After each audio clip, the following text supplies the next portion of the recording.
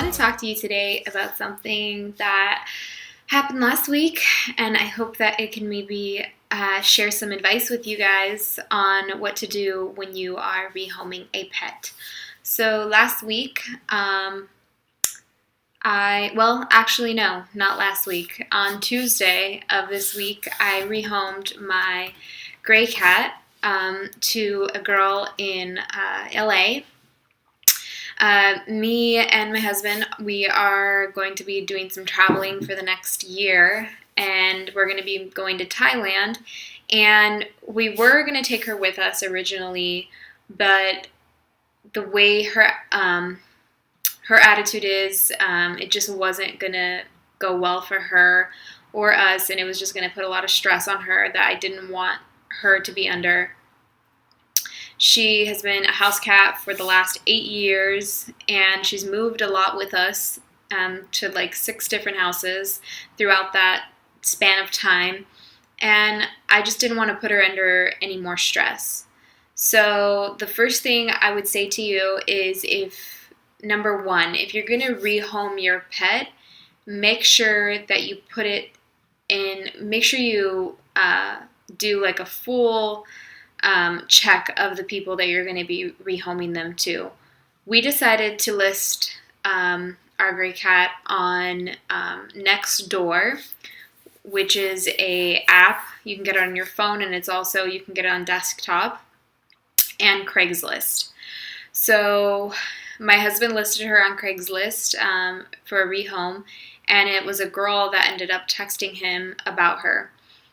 Now, I was very hesitant because we were ready to take both our cats to Thailand with us, and I really didn't want to do it at all. But I knew it was the best thing for her. And he asked her, the girl, to send a video of what her home looked like, just to kind of get a feel for who she was more. And I watched the video. She seemed really, really nice in the video, and I decided to give her a call. And I called her, and she was like the sweetest person, and I just felt really comfortable with her. I found out about her life, where she was raised, where she went to college, where she was living, where she was working, all kinds of stuff. And she has become now my friend, and that was the ultimate best thing that I could do for my cat. And I didn't want to put her in a place that had animals, and she has no pets, so that was really, really awesome. And I wanted to put her in a place where she was going to feel safe, and it was quiet, and she would just have an owner that would just love her and dote on her like the little princess that she is. And so that would be like my number one, is to make sure you check those people out all the way through, and, go to their house. I mean, they're going to be adopting your pet who you've cared and loved about. You would want to make sure that the person is going to treat your animal with respect and love, and not just, abuse them or, give them to some kind of research lab or feed them to a snake. Whatever it is, I've heard horror stories from things on Craigslist. So that's number one. Like, really, really do a really thorough job of getting to know these people before you rehome them. Number two, if you don't find a place for them, you're going to have to take them with you wherever you go. Like, plan for that. If you're going to be flying somewhere, make sure you find out all the regulations and all the rules. So we're going to be flying to Thailand, and there are a ton of things that you have to do before you get your cats to fly. You have to make sure that they have their FVCRP. You have to make sure they have a rabies shot. You have to make sure you take them to a registered USDA certified vet. It has to be a USDA certified vet that will fill out the USDA's Thailand or whatever country you're going to form to say, okay, yes, this is what this person, they got this and this done, and they're following the requirements of the country that the animal's going to be going into, and the cat is safe to fly. And then you take that to the USDA less than 10 days before you fly, which is really, really stressful. And we were going through all of that. I had already gotten both my cats their shots, and already, I got their teeth cleanings done before we were going to leave. And I got them their carriers as well. So that was really stressful too, because you have to make sure if you're going to be flying with your pet or taking your pet with you, you have to make sure that you have, if you're going to be flying, you have to make sure that you have the correct kennel. And the kennel has to, fall within the recommended guidelines of that flight. And it has to be a kennel that is IATA approved, and it has to have a gate, it has to lock, it has to have screws on, I think it's 6 or 8 screws that go all the way around the kennel to make sure that it doesn't open. And they highly suggest that you do metal fasteners, not just the plastic ones, because the plastic can break. You have to have a food dish in there. The animal has to be able to stand up, turn around comfortably. I bought for them a pooch pad, which is a pad if they urinate, then it soaks it up and they'll be dry and it won't leave them all wet and gross for however long they're going to be traveling. So that would be my second thing, is that if you can't rehome your pet, you're going to have to take your pet with you. It's just inevitable. And for me, being an animal lover, I would never take my animal to the pound. I'm sure there's circumstances, and I don't judge people, but I have worked in a pound, or is what they call it, a pound, or I've worked at a shelter, and those animals come in, and the next week they're euthanized. It's really sad. There are so many animals out there that need loving homes, and that's why I always tell people, do not go and adopt a pet from a pet store or from a breeder. There are a lot of organizations that, if you're looking for a specific breed, my in-laws, they were looking for a golden retriever. That's what they wanted. They love them. So they found a golden retriever rescue, which I thought was really, really cool and awesome, because it's giving a dog that, doesn't have a chance really unless someone adopts them. So that was really cool. And, go to the shelter and adopt a dog. There are, there's risks involved, but you get to meet the pet before you take it home. So I highly always suggest to adopt your pet. But back to what I was saying, number 2 is planning to take your pet with you and not taking them to shelters, because really people want puppies, and if you have an older pet, people do not want to adopt an older pet. And we got really, really lucky. My cat, she got really lucky. This really awesome girl, she didn't want a kitten. She wanted an adult cat, which I thought was absolutely amazing. And it was really cool. It's like the universe just came together and it was attracted to her, my cat, and knew that she was not going to be able to stand a 24-hour flight. She wasn't going to be able to stand us moving around a lot when we were in Thailand, and it's the best possible situation for her. And now I'm friends with her. I can go visit her in the future when I'm in town, and I've already invited her to go out with me to the spa and hang out. So, and she's like, yeah, sure, let's go. So I'm just really, really happy, because this is the best thing possible.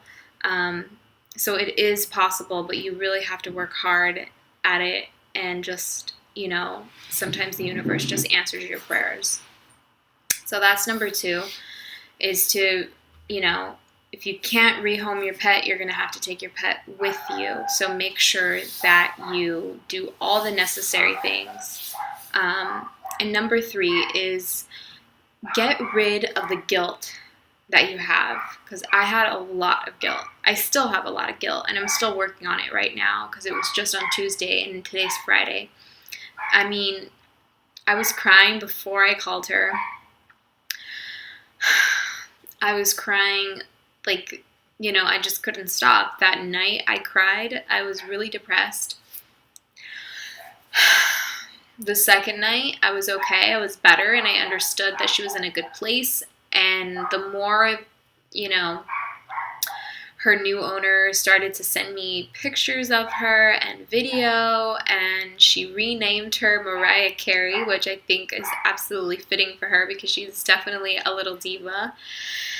And, it's making me feel a lot better about my decision because now, we get to be, location independent if we want to. We don't have to worry about, what's going on with the cats, where are they going to be, and it just frees me up and gives us more freedom to do what we want to do, which is travel. And she gets to be in a place where she wants to be, which is in a house where it's quiet and somebody loves her and she gets fed, and she doesn't have to be going all over the place and uncomfortable car rides and uncomfortable plane rides and just a lot of stuff. I mean, even going to the vet for her is a chore. She's screaming and crying the whole entire time that she doesn't like it, and I just didn't want to have to put her through that, and I didn't want to put myself through that, and not knowing what the future was going to be like. I have not looked into what would it have been if I wanted to get her out of Thailand, and what if she gets older, and the older that the cat gets, the more risks are involved when transporting them by plane. Another thing was that she wasn't going to be able to fly in the cabin with us, which I hated, absolutely hated. She was going to have to fly in cargo, which I don't know what those people are going to do with her when she's in cargo. I don't know how gentle they're going to be when they're moving her around. I don't know if they're going to lose her during the different layovers to other planes. Just so many things that could go wrong, and we don't know what we want to do even after we're done, traveling in Thailand. So this is just so much better now because I get to travel and she gets a home where she's comfortable, and I'm friends with the girl now, and she sends me pictures of her, and I'll be able to visit her in the future and see her. So it's really, really awesome. So, I'm starting to feel less and less guilty and realizing that this is the best thing for her right now. And yes, I raised her since she was a little baby, literally like the size of like a softball. And, she thrived in our house. She was a really good cat. At the time when we adopted her, I adopted her from my mom, and I had a full-time job. I was working 40 hours a week. I wasn't planning on moving anywhere or doing anything. I knew I always wanted to travel, but at the time we just thought, we'll take them because, she was an alley cat. She was found on the side of my mom's apartment. Her mother wasn't there. She was either killed or abandoned her. There was no other kittens around. And there was another cat there that was trying to attack her when my brother found her. So she was literally a little orphan. And my mom couldn't keep her because she has 2 kids and she's a single mom and didn't have time to worry about, a kitten. And I decided to adopt her because she needed a home and she needed somebody to love her and care about her. And I had 2 other cats at the time, and she was the youngest one. And, she's had a really, really awesome life with us, and now she gets to have a really awesome life with her new person. And she has a new name now, Mariah Carey, which I think fits her a lot better than my name that I gave her, which is Gray Kitty. But in my heart, she will always be my little gray kitty, my little baby kitten that I raised for 8 years. So, still working on the guilt. But I know that this is the best thing for her. And it's not even guilt, really. It's that I just love her so much. And I want to make sure that, she's happy. And I know she is. So if you have to rehome a pet, number 1, make sure that you check the person out extensively before you adopt out your animal to make sure that your animal is going to be treated with love and care. Number 2 is if you can't rehome your pet, then you'll have to keep trying, take them wherever you have to go. There are apartments now that, will take pets. You just have to keep looking. You have to do it because they rely on you 100% for everything in their life, So you have to keep trying for them. Number 3 is get rid of your guilt over rehoming your pet. And know that if you found a good home for them and you trust this person, that this person's going to take really good care of them. And, my extra added tip is make friends with these people, It's not like you can't be friends. They are adopting, an animal that you've cared about and loved for many years. And, why not keep in touch? Why wouldn't they want you to keep in touch with them and see them in the future? There are many animals where they have foster parents or, people that work in shelters that will go and work with animals. And when they get adopted out to their new families, those people will still keep in contact with those families and visit those animals and hang out with them. So that's definitely a possibility. Another tip I can offer you guys is when you are listing your cat on sites like Craigslist, you want to make sure that you put a rehoming fee on there.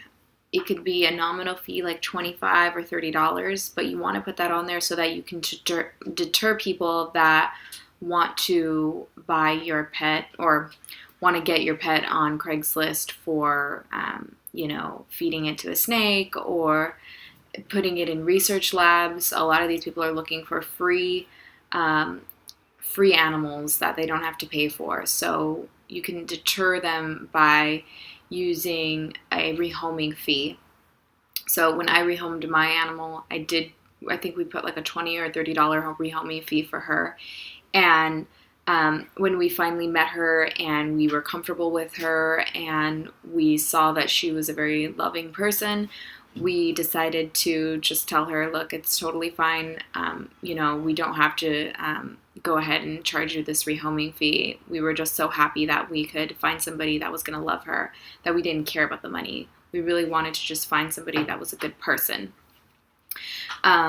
So I had a chip in my cat, a microchip, so that if I were to ever lose her, that if she were found at a shelter or found by somebody and then they took her to a shelter, what shelters do is they check for microchips in the cats or dogs, so that if it is owned by somebody, that they can contact them and they can come pick up their animal. So I had this for her. So the chip, in order to change all the information over to the new owner, I had to call and let the chip company know, and they said, okay, it's going to be like about $20 for the person to change the information. So she did end up having to pay $20, but it just didn't go to us. It went to the chip company. So she did have to end up paying it. So that would be my recommendation, is to make sure that you're giving over your pet by telling this person on Craigslist that you're going to be charging a rehoming fee. You can choose to still charge it at the end, but I decided not to because I just was so happy that she was able to take care of my pet, and this was going to be the best situation for my animal. I was just so happy about that, and she ended up having to pay it anyways when she transferred over the information to the chip to her. So definitely put that rehoming fee in there. You're going to deter a lot of these people that are not looking to do good things to the animals. If you liked this video and you are thinking about rehoming a pet, or if you need help in any way, leave me a comment below and like this video and subscribe here to my channel so that I can share with you more tips that I have on veganism and loving your animal and rehoming your animal. So thanks guys for watching. See you later.